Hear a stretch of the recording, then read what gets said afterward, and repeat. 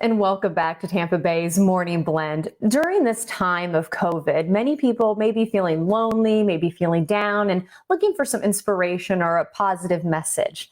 Well, you're probably going to get that in our next guest. I'm so excited to introduce Edie Darling to you, Ambassador of Peace, which again, best title I think we've ever had on the show. But we're talking about spiritual leader, author, you name it, you've been able to help others, and that still is your focus today. Edie, good morning. How are you? Good morning, Natalie. I'm doing wonderful. Thank you for having me.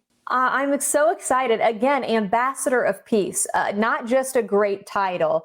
Explain what Ambassador of Peace is and how that can be used to help people, especially during this so unforsaken time. Well, it's interesting. You mentioned COVID, but a lot of people are stressed to no end. They can't make their ends meet. They're feeling hopeless. They're feeling like they don't have a voice in all of the midst of the chaos. And what an ambassador of peace does is allow people to get back centered, get back to their purpose, get back to why they are even here, and getting them to remember why they were created. And so that's what I do. I help people to just find peace in the midst of the storm. So what can people expect from an ambassador of peace? When, say, they're turning on their channel right now and they're seeing that title, what can people expect? You talked about being able to help people within, but what can they expect from you?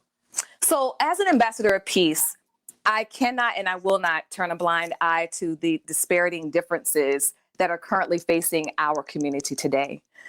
Everybody has an innate worth, and people need to understand their value. So that's what I do. I help people to find their value.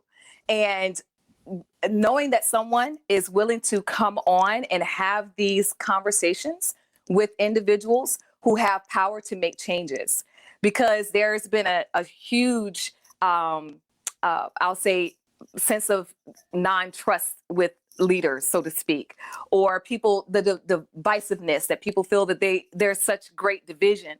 But knowing that we can come back together, remembering who we are, we're family. It doesn't matter what race you are. It doesn't matter your cultural background or your political affiliation. It's about remembering that we are people. We are human beings, and we're brothers and sisters connected in one body, the body of Christ. I love just, smiling ear to ear listening to you talk, Edie. But I'm curious, many people as a broadcaster, we climb the ranks through markets and got plenty of experience. How does one get the background to become ambassador of peace? Talk about what has happened in your life that has led up to you now being the ambassador of peace. So for me, I have been in law enforcement since 1994. I've been in ministry since really I got called into ministry in 1998, but officially recognized in 2004.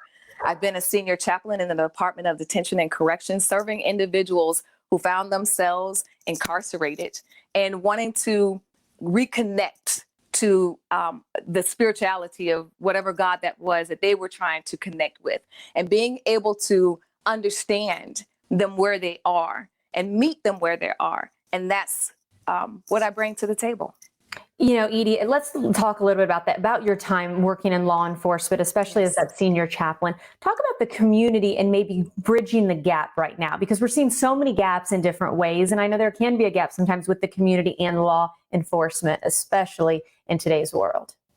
It's going to be very imperative, because I grew up in a community, Natalie, where law enforcement and the community were not friends. I'll tell you that right now. Mm-hmm. How I even got into law enforcement, it was someone who didn't look like me. And let me explain that just briefly for a second. My two brothers were robbed outside of our home, and my mother said that she was going to have to call the police. Now, mind you, everything that we ever heard about the police was that they weren't our friends. But in this instance, when my mother called the police and this gentleman came to our home, he treated us with the utmost respect. And so when he walked out, he shook my hand, and I said to my mother, I now know what I want to do. I want to be a police officer. That one encounter right there changed the whole trajectory of my life. So as law enforcement and community needing to come together is letting us know that it's not the we versus them mentality. We have to be able to come to that round table of peace and have conversations that are uncomfortable conversations, but conversations that are necessary because it is impacting the community. And this is not pointing the finger and saying you're wrong, or you're pointing the finger at someone else and saying you're wrong. No, it's coming to the table and saying right is right, wrong is wrong. We realize that there is something that's wrong. Now let's fix it. Well, you know what, we are out of time, but in closing, I want to say the ambassador of peace can go global and maybe represent the United States. Explain what people can do to help you continue to spread your message on a global scale. So Natalie, real quick, back in September, I asked people to go on and sign a petition, but it's not about a petition. It's about that one person who believes that something is possible, and them picking up that phone and going, ring, ring, ring. Let me tell you why Edie Darling is the best person to fulfill this on an international level. Well, you know what? Keep us updated. Please come back anytime. It was such a treat to have you on our show today, Edie.